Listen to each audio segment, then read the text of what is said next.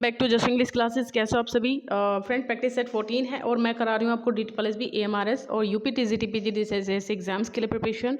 तो बिल्कुल सब्सक्राइब कर लीजिए चैनल को अगर आप भी इसमें से किसी एग्जाम की तैयारी कर रहे हैं। बाकी और भी कोई एग्जाम अगर आप दे रहे हैं BPSC वगैरह या किसी और स्टेट एग्जाम कोई भी TGT PGT का, तो उसके लिए भी हेल्पफुल रहेंगी वीडियो। हर एग्जाम के लिए हेल्पफुल है, ठीक है। ऐसा नहीं है कि स्पेसिफिक इन्हीं एग्जाम्स में चाहिए। चलिए देखेंगे पहला क्वेश्चन क्या है स्क्रीन पर। बने रहिए मेरे साथ, लाइक शेयर कीजिएगा गाइस अगर आपको अच्छे लगे क्वेश्चन, ठीक है। चलिए शुरू करेंगे बिना देर किए, देख लेते हैं पहला क्वेश्चन क्या है। तो पहला क्वेश्चन हमारा, अरे यार ये क्या गड़बड़ होगी। चलिए कोई नहीं, ये 4 पे आ रहा है अभी पहला, ये तीसरा कुछ गड़बड़ हो रही है यहाँ पे। 4 लिखा गया 1 की जगह पे और कुछ नहीं है, ठीक है। चलिए पहला question, who wrote the play Friar Bacon. तो फ्रायर बेकन नाम का प्ले किसने लिखा था? तो यहाँ ऑप्शन आपके पास है रॉबर्ट ग्रीन है, जॉन लिली, मार्लो या फिर किड। तो यहाँ आपका जो रॉबर्ट ग्रीन है इन्होंने लिखा था इस प्ले को, यानी कि पहला ऑप्शन ही हमारा करेक्ट हो जाएगा। फ्रायर बेकन कब आया था? ये 1594 में, 1590। और रॉबर्ट ग्रीन क्या थे, और लिली भी और मार्लो भी, ये सारे जो हैं हमारे किड भी सारे यूनिवर्सिटी मेट्स थे, ठीक है। सेकंड क्वेश्चन है, who wrote the play unfortunate traveller. ये किसने लिखा था? रॉबर्ट ग्रीन ऑप्शन है, जॉन लिली है, थॉमस लोज और थॉमस नेश। तो ये हमारे थॉमस नेश का है, ठीक है। कौन सा भाई? थॉमस नेश का है हमारा ये वाला D option. Who wrote the play the arrangement of Paris, इसमें बताइए। तो ये ऑप्शन थॉमस नेश है, रॉबर्ट ग्रीन है और जॉर्ज पील है आपके, और जॉन लिली है। तो ये जॉर्ज पील का है गाइस, ठीक है। तीनों के मैंने यूनिवर्सिटी विट्स के इंपॉर्टेंट वर्क्स आपको बताए हैं, इनको याद रखिएगा। कौन किसके हैं ये? हमारे पील के, जॉर्ज पील के हैं, ठीक है। सी ऑप्शन सही है यहाँ पर। Who was the father in English literature. English literature का फादर किसको माना जाता है? तो जॉन गोवर, विलियम लैंगलैंड, जॉफरी चौसर या फिर बीवुल्फ। तो देखिए पोएट्री का जनक या फिर लिटरेचर के जनक अगर कहा जाता है तो चौसर ही आते हैं इसमें। तो ये दोनों ही जो आंसर है वो सी ऑप्शन है, चौसर आपका आंसर होगा। The war of roses took place during the Lancaster और यॉर्क, ठीक है। दो इसमें फैमिलीज थी, एक का जो है वाइट था और रेड था, ठीक है। यॉर्क का शायद रेड था और जो लैंकास्टर था उसका वाइट था, जो फ्लावर, ठीक है, रोज। दोनों के रोज, एक का वाइट था एक का रेड था। तो ये कब से कब तक चला? 1455 से लेके 1485 तक ये चला था। तो ये सी ऑप्शन सही है। Spenser has been held as poet's poet by, किसके द्वारा स्पेंसर को कहा गया है पोएट्स पोएट? WH पीटर है, चार्ल्स लैम है, मैथ्यू अर्नोल्ड है, जॉन रस्किन है। तो यहाँ जो ऑप्शन है चार्ल्स लैम, इन्हीं ने कहा है स्पेंसर, मतलब स्पेंसर ने इनको कहा है पोएट्स पोएट, ठीक है, चार्ल्स लैम को। ये हो जाएगा हमारा बी।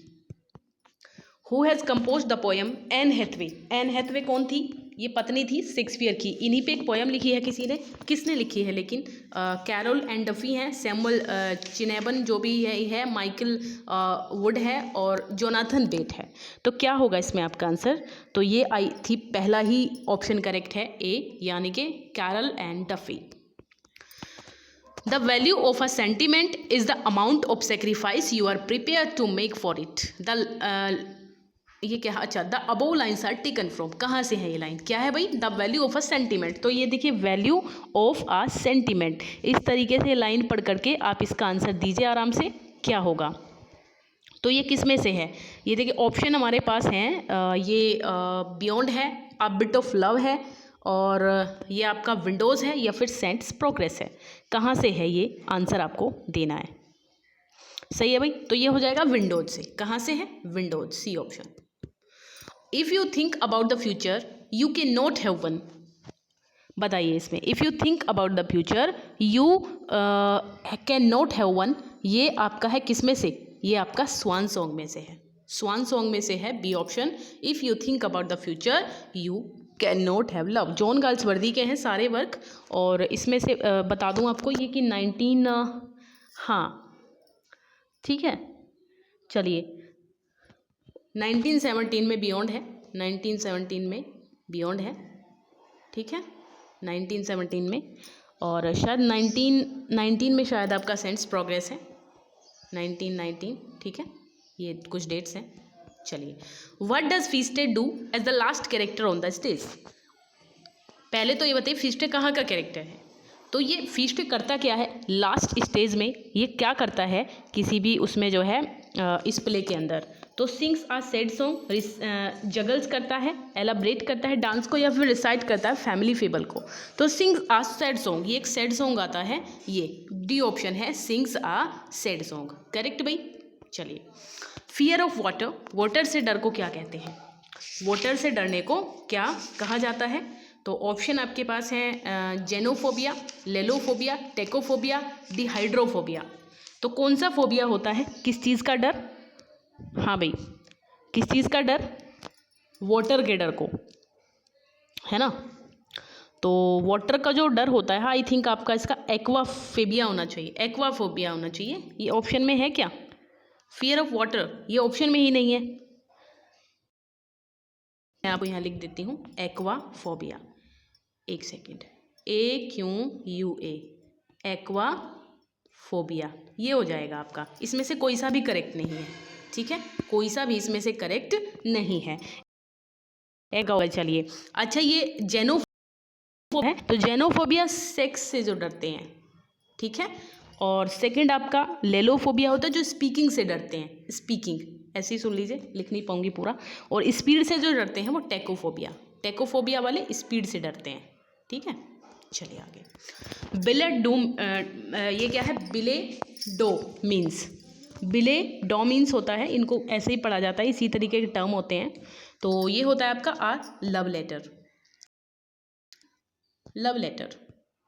ये पता नहीं मैं क्यों इतनी टाइपो करती हूँ, ये लव लेटर है, ठीक है, लव लेटर। बी ऑप्शन है वैसे आपका, ये गलत लिया हुआ था थोड़ा, तो ये आपका लव लेटर हो जाएगा, ठीक है। चलें, it is an old saying, ये एक पुरानी कहावत है, if there is no Marlowe there is no, क्या?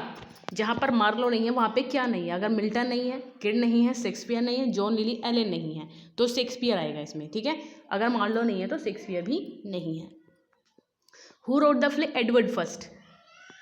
किसने लिखा था ये प्ले? एडवर्ड फर्स्ट नाम का प्ले किसने लिखा था? थॉमस कीड है इसमें, थॉमस नैश है, थॉमस लॉज हैं और जॉर्ज पील हैं आपके, ठीक है। हाँ, तो आई होप आप इसको जानते हो, या नहीं जानते हो तो जॉर्ज पील आपका आंसर है, जॉर्ज पील का है ये भी, एडवर्ड फर्स्ट, ठीक है। Next question, which age in English literature is called nest of singing birds? आज टाइपो कुछ ज़्यादा नहीं हो रहे, पता नहीं कैसे बनाया मैंने PPT, SINGING, सिंगिंग बर्ड है ये, ठीक है। तो नेस्ट ऑफ सिंगिंग बर्ड कौन सी है इसको? तो एलिजाबेथन एज को कहा गया, क्योंकि जो बहुत ज़्यादा भाई यूनिवर्सिटी विट्स आप जानते हो सारे एलिजाबेथन एज के हैं, जिन्होंने बहुत अच्छे अच्छे वर्क्स आपको दिए हैं। शेक्सपियर को आप जानते हैं, तो उन्हीं की वजह से तो पोएट्री है ही, शेक्सपियर की वजह से एलिजाबेथन पीरियड में काफ़ी ज़्यादा इस चीज़ पर काम हुआ है, तो इसीलिए इसको कहा जाता है singing bird. Who simplified the pattern of Italian sonnet and introduced in England? Italian sonnet का पैटर्न किसने दिया और इसको इंग्लैंड में इंट्रोड्यूस करवाया? तो Shakespeare, Henry Hobart, Philip Sidney या फिर थॉमस यट। तो देखिए, इंग्लैंड की बात हो रही है, लंदन की बात नहीं हो रही। लंदन में सोनेट को थॉमस यट ने करवाया था, बट यहाँ बात कर रहे हैं हम किसकी? यहाँ इंग्लैंड की बात की जा रही है, तो हेनरी हॉबर्ट। इंग्लैंड में किसने किया था? हेनरी हॉबर्ट ने किया था, करेक्ट। चलिए, who was the first recognised sonneteer of the Elizabethan age? Elizabethan age का बहुत ही ज़्यादा एक रिकग्नाइज्ड, जाना माना अग्रदूत जिसको कहा जाता है, वो क्या है? सोनेटियर, ठीक है, सोनेट के मामले में। तो ये आपके फिलिप सिडनी थे। कौन थे भाई? Philip Sidney. Samuel Langhorne Clemens wrote under the pseudonym of? किस सिडोनिम के अंडर ये लिखते थे सैमुअल लैंगहॉर्न क्लीमेंस? तो मार्क ट्वेन है, एडगर एलन पो हैं, क्लारा डेव्स हैं, लेविस कैरोल हैं। कौन है इसमें? यस, तो ऑप्शन आपका हो जाएगा मार्क ट्वेन, ठीक है। याद रखिएगा, सैमुअल लैंगहॉर्न जो लिखते थे वो सुडोनिम किससे लिखते थे? मार्क ट्वेन से। जॉर्ज ऑरवेल किससे लिखते थे? एरिक ब्लेयर से, याद रखिए। चलिए, अच्छा, who wrote a different version of the Tempest known as? Tempest का एक डिफरेंट वर्जन लिखा इन्होंने एन्चेंटेड आइलैंड के नाम से। तो ये किसका काम है भाई? यस, तो बिल्कुल ये आसान क्वेश्चन है, पहले भी मैंने करवाया है। तो ये आपका जॉन ड्राइडन थे, John Dryden, C option. Who wrote a landmark work called characters of Shakespeare's plays? 1817 में इन्होंने लैंडमार्क वर्क दिया है हमें, क्या नाम है इसका? Characters of Shakespeare's plays. तो AC ब्रैडले हैं, जेम्स मेबल हैं, विलियम हेजलिट हैं, फ्रेडरिक बॉस हैं। तो विलियम हेजलिट, क्या? Characters of Shakespeare's plays. Yes, who considered Wordsworth as a high priest of nature? High priest of nature के रूप में किसने कंसीडर किया है शेक्सपियर को? तो आई होप इसका मैथ्यू अर्नोल्ड होना चाहिए, मैथ्यू अर्नोल्ड होना चाहिए इसमें आपका आंसर। ठीक है, चलेंगे आगे। How many times Wordsworth visited Europe? Wordsworth जो थे वो यूरोप कितनी बार गए? तो 4, 5, 6, 7, तो 6 बार वो गए थे। यूरोप की यात्रा 6 बार उन्होंने की थी। 4 बार तो फ्रांस ही गए थे आई थिंक, और अदर चीज़ों की भी है। चले, where does the final battle of the play Henry fourth part 1 take place? जो हेनरी फोर्थ पार्ट 1 इनका प्ले है शेक्सपियर का, इसका जो फाइनल बैटल जो है किया गया था वो कहाँ पर हुआ था जी? तो देखिए ये आपका हो जाएगा श्रूबरी में, Shrewsbury, C option. Who was king before? Henry fourth से पहले किंग कौन थे? तो Richard third, Richard second, Henry third या फिर एडवर्ड थर्ड? तो ये आपका रिचर्ड सेकंड हो जाएगा। Which was king before Henry fourth? तो ये आपका हो जाएगा रिचर्ड सेकंड, यानी कि बी। ठीक है, Richard second, B option. Approximately when was the play Henry fourth part 1 written? बताइए कब लिखा गया ये प्ले जो हेनरी फोर्थ पार्ट 1 है, इसको कब लिखा गया था? तो 1564 में, 1582, 1596, 1612? तो 1596, C option. What is Glendower's nationality in Henry fourth मतलब हेनरी फोर्थ पार्ट 1 में ग्लिंडर जो नाम का कैरेक्टर है उसकी नेशनैलिटी क्या थी? क्या आयरिश था, वेल्स था, स्कॉटिश था या फिर सेक्सन था? तो ये वेल्स था गाइस। क्या था? Wales. What is the Douglas? एक डगलस नाम का कैरेक्टर है, अभी हमने ग्लिंडर की बात की है, एक इसमें डगलस नाम का कैरेक्टर है, उसकी क्या नेशनैलिटी थी? तो ये ऑप्शन है इसमें फ्रेंच, स्कॉटिश। तो ये जो डगलस था ये फ्रेंच था। ठीक है भाई, ये आ जाते हैं, ऐसे भी क्वेश्चन बिल्कुल आते हैं, याद रखा करें इनको भी। तो वेल्स, ये जो डगलस था ये फ्रेंच था, और इससे पहले जो ग्लिंडर था वो आपका वेल्स था। ओके, और चलिए, और इसमें हॉट्सपुर फैमिली है इसी प्ले के अंदर एक, तो वो पर्सी से बिलोंग करती है। ठीक है, पर्सी।